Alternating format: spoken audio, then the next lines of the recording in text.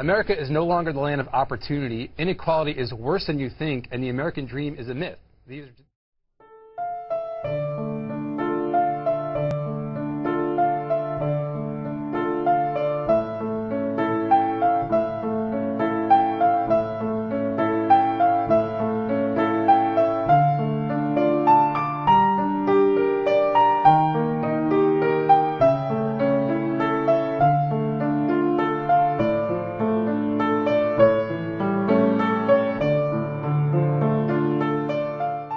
I know I'm a lucky guy.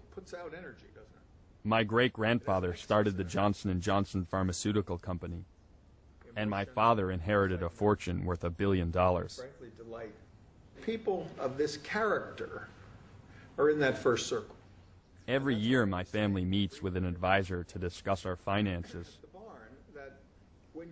and he usually says the same thing: we keep getting richer. And frankly, if they are in that first circle, in fact, our family's fortune is growing faster than ever. We're part of a small number of American families that own most of the country's wealth. Having so much in the hands of so few can't be good for America. When he was my age, my father made a movie about poverty in Africa. I know his family severely reprimanded him for making his film, and that's probably why he's so reluctant to participate in mine. For them, shining a light on the extreme gap between rich and poor hit too close to home. The wealth gap is hard for rich people to acknowledge anywhere in the world, especially when it's in their own backyard. Today in America, the disparity between the haves and have-nots is worse than it's ever been. Now the top 1% of Americans, like my family and me, own roughly 40% of the country's wealth, and we share an aggregate net worth that is greater than the net worth of the bottom 90% of individuals combined. Even though the last 28 years have brought America the largest economic boom in the history of finance, most of the rewards have gone to those who were already at the top of the ladder, and they still do. Average members of the 1% now earn over $1 million a year, while a majority of Americans earn close to $35,000, which is what the average CEO earns for less than 1 day of work.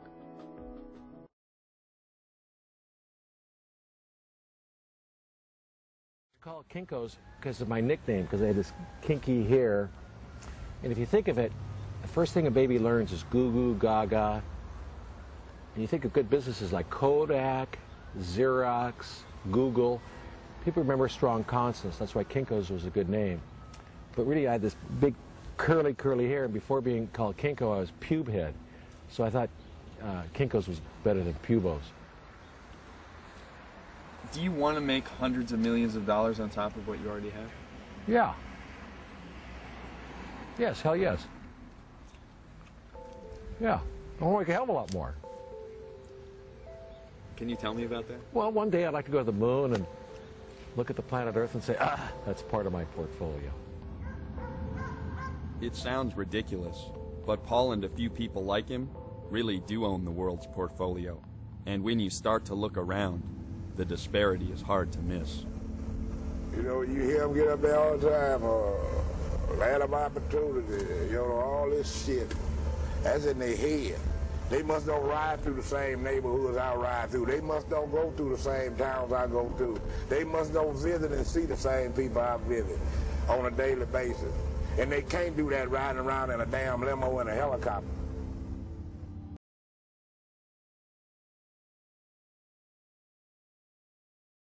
Overall, I think gentrification is a tool that solidifies the stratification of classes.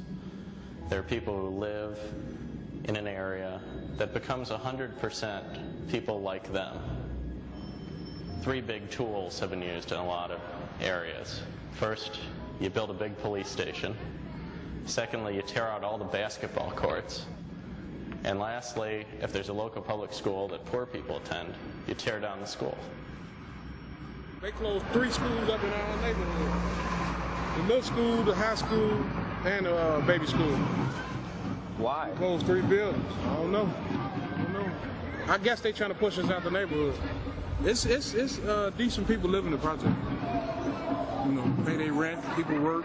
You know, everybody ain't the enemy. Let's say that. Hey, what's happening? Have you lived here your whole life? Yeah, I lived here approximately my whole life, 28 years to be exact. So this is the garbage they put up here that they supposed to have been taken down because the problem they had is fixed. This is our lobby. The phones used to work when the police used to have a police station right here. This used to be their police station right there. What happened to that? We ran them away. Well, the people ran them away because they was on BS. They got our mailboxes. Half of the doors don't lock on the mailboxes. Do you have any mail? Do I have any mail? I ain't checked the mailbox today.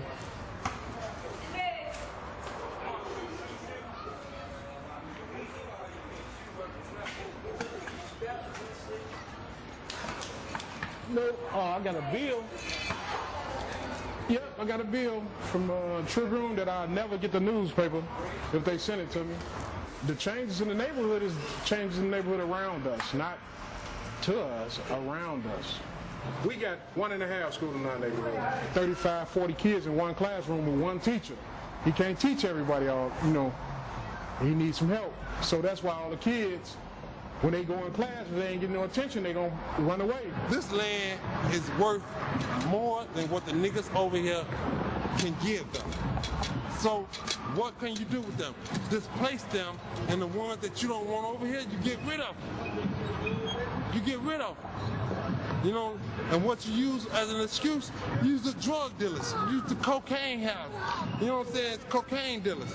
You know what I'm saying? You use the people that's over here doing nonsense to try to get rid of nonsense. We grew up as a family. You know, one building to the next building to the next building.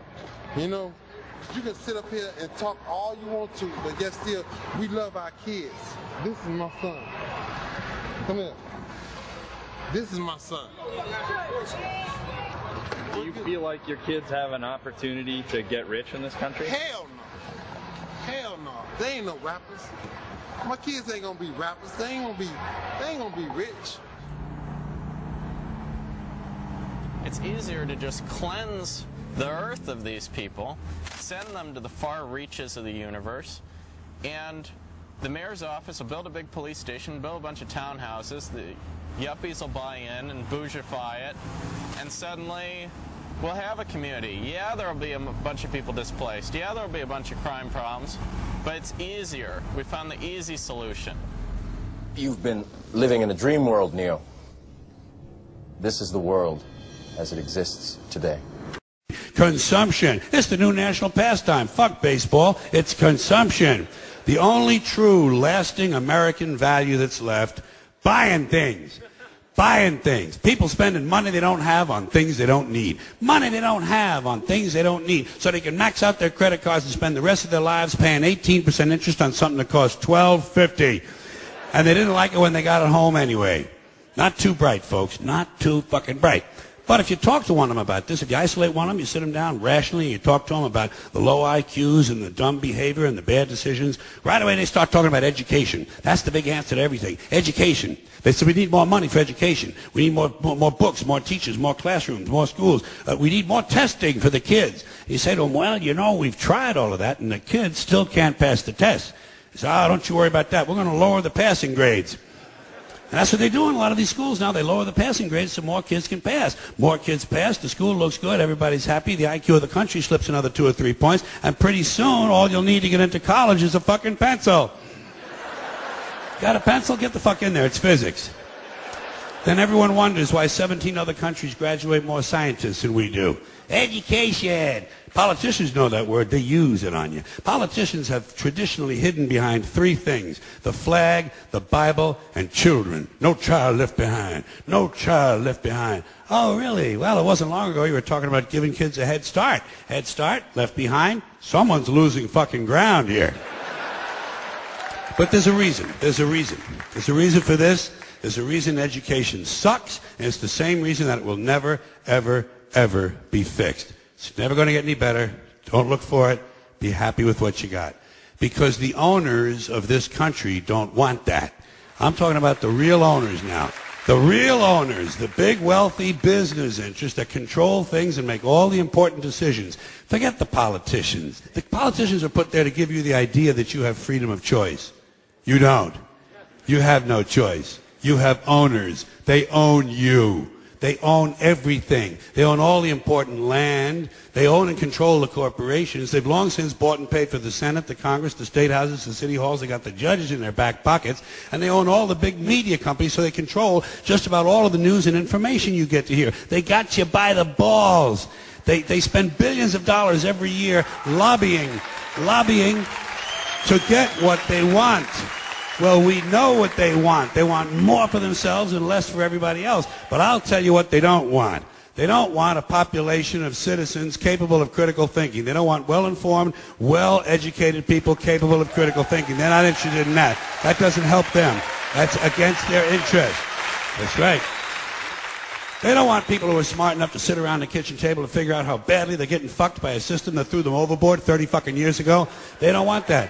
You know what they want? They want obedient workers. Obedient workers. People who are just smart enough to run the machines and do the paperwork and just dumb enough to passively accept all these increasingly shittier jobs with the lower pay, the longer hours, the reduced benefits, the end of overtime, and the vanishing pension that disappears the minute you go to collect it. And now they're coming for your Social Security money. They want your fucking retirement money. They want it back, so they can give it to their criminal friends on Wall Street. And you know something? They'll get it. They'll get it all from you sooner or later, because they own this fucking place. It's a big club, and you ain't in it.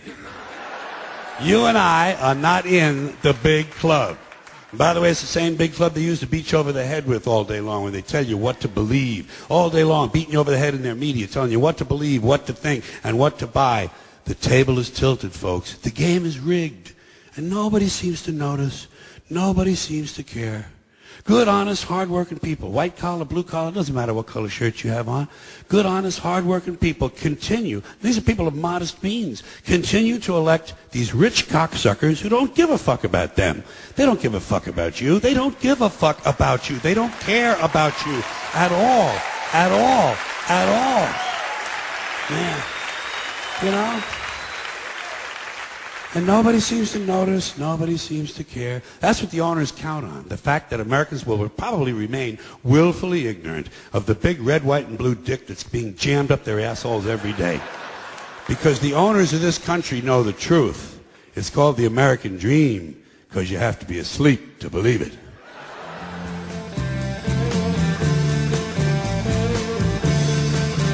The house.